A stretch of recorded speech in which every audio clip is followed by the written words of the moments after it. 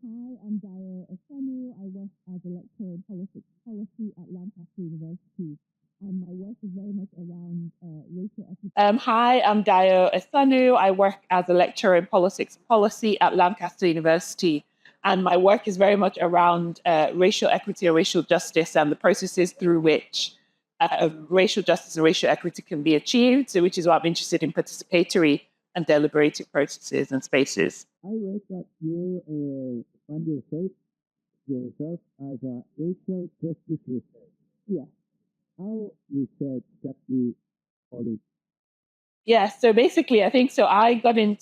So my research is political because I'm working with communities who have been historically ignored, who have been continue to be marginalized, and processes continue to exclude them from sort of policymaking spaces. And so my research is political because I use a tenet from critical race theory about the voice of color, which is around kind of lived experiences that no one else has access to, but only sort of people of color because of how they're socially positioned in society. So a lot of my work is around how do I gather this voice of color and bring it into spaces where decisions are being made, basically. So I think one thing that I try to do and try to avoid is something called trauma porn, poverty porn. So where actually people are studied as objects, but actually I think that racially minoritized communities have agency. They are already speaking. They're just, people sometimes just don't listen. And so my work literally I use something called Afrofuturism as a philosophy of doing research, because I don't just ask, oh, what's wrong with your life? I also ask, what would you like to see happen to change aspects of your life that you feel that maybe you don't have agency on? And so Afrofuturism as an aesthetic, as a research philosophy, means that I use quite a lot of creative methods and I work particularly with young people at the moment. And so I use lots of with the current project I'm working on, we've done Legos to sort of build the ideal school, because we're looking at racism in education. We've done zine making about identities and being proud of our identities and who we are, the color of our skin, the texture of our hair. I use kind of lots of different creative methods to try and get access to what it is like to live as a Black child or a racially minoritized child, and what they would like to see sort of happen to imagine a different world. About opportunities as a preferred method for public service design. Yeah. You could read a little bit what do you do?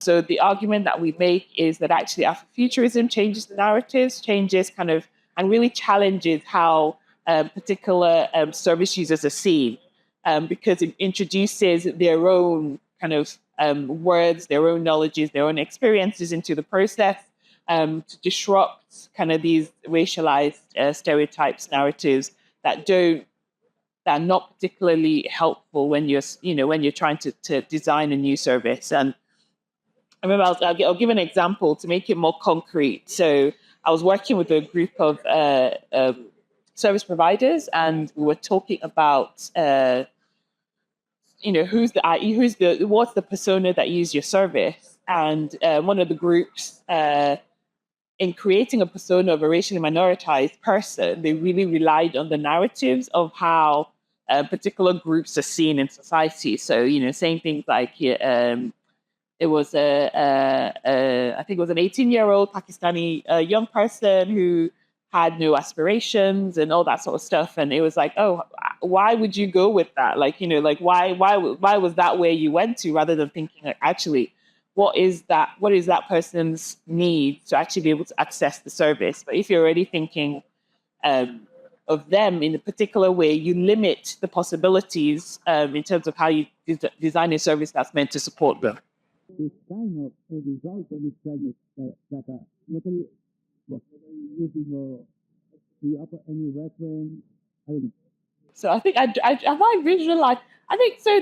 That's what I'm grappling with now, because I have haven't done so many creative methods with the young people. I have a lot of artifacts and outputs and audio, videos. I have quite a lot of different things, and I think that visualizing of data is something that I'm kind of thinking about now. Is actually, and one of the things I'm doing actually is I'm trying to turn that into a board game. So that's one thing I'm doing.